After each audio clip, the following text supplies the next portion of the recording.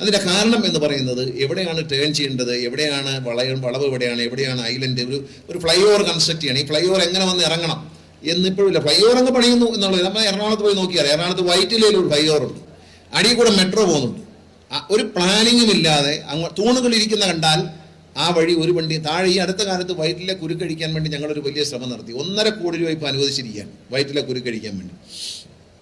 എന്താ കാര്യം? ഈ തൂണുകൾ അശാസ്ത്രീയമായി തൂണുകൾ അവിടെ ഇവിടേക്ക് വെച്ച്. അപ്പോൾ ഈ റോഡിൽ കൂടെ വണ്ടി പോകുന്നതിനെ പറ്റി ചിന്തിക്കാതെ പാലം അങ്ങ് പണിഞ്ഞു. താഴെ കൂടെ വണ്ടി പോകും എന്ന കാര്യം ഈ പാലം പണിഞ്ഞാൽ ചിന്തില്ല. അയാളെ സംബന്ധിച്ച് പാലം പണിയാന്നുള്ള ജോലി മാത്രമേ ഉണ്ടായിരുന്നുള്ളൂ. താഴെ എന്ത് സംഭവിക്കും? താഴെ ഭയങ്കര കുഴപ്പം സംഭവിച്ചു, ആകെ കുരുക്കായി. ഈ പാലത്തിൽ കൂടെ പോകുന്നവരുടെ എണ്ണം കുറവും, മേളിൽ കൂടെ പോകുന്നവരുടെ എണ്ണം കുറവും.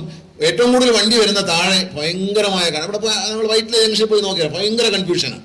അതിന് എങ്ങും തിരിയാനൊക്കില്ലാണ്. തൂണുകൾ വശക്കേടായിട്ട് വെച്ചിരിക്കുകയാണ്. ഇതിൻ്റെ ഈ പാലം പണിഞ്ഞപ്പോൾ കൃത്യമായി താഴത്തെ ട്രാഫിക് കൂടെ പരിഗണിച്ചുകൊണ്ട് അതിൽ ടേൺ ചെയ്യാനുള്ള സൗകര്യങ്ങളൊക്കെ കൊടുത്തിട്ട് അതിൽ തൂണ് പണിതിരുന്നെങ്കിൽ പാലത്തിന് ബലവും കിട്ടിയാലേ ഈ കുരുക്കൊഴിഞ്ഞ്. ഇപ്പൊ കുരുക്കൊഴിക്കാൻ വലിയ പാടായി മാറിയിരിക്കുകയാണ്.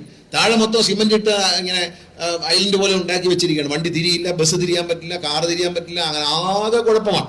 അത് തല്ലിപ്പൊട്ടിച്ച് കളഞ്ഞ് പുതുക്കി പണിയാനാണ് 1.5 കോടി. എന്നാലും അത്രത്തോളം ശരിയാവും നമുക്ക് അറിഞ്ഞുകൂടാ. കാരണം അതാണ് പ്ലാനിങ് ഇല്ല. അപ്പം ഞാൻ പറയുന്നത് സിവിൽ വിഭാഗവുമായി ബന്ധപ്പെടുത്തി റോഡ് ഡിസൈനിങ് ഓട്ടോമൊബൈലിലൂടെ പഠിപ്പിക്കുന്നുണ്ട്.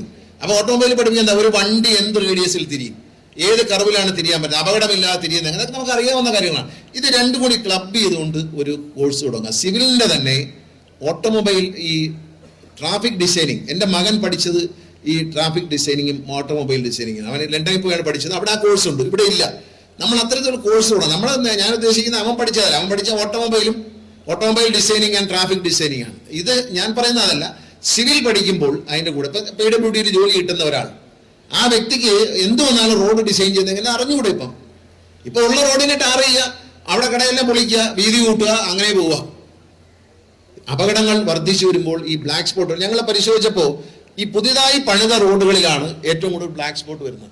6 ബ്ലാക്ക് സ്പോട്ടൊക്കെ ഒരു സ്ഥലത്ത് പുതുതായി പണി കഴിയുമ്പോൾ വരുന്നത്. അപ്പോൾ അതുകൊണ്ട് ഈ ബ്ലാക്ക് സ്പോട്ട് ഒഴിവാക്കാനൊക്കെ ചെയ്യണമെന്നുണ്ടെങ്കിൽ ഇപ്പം നമ്മൾ മദ്രാസിൽ പോയി കഴിഞ്ഞാൽ എയർപോർട്ടിൽ ഇറങ്ങിയാൽ അവിടെ ഒരു വലിയ ഫ്ലൈ ഓവർ കാണാം. ഏറ്റവും മനോഹരമായ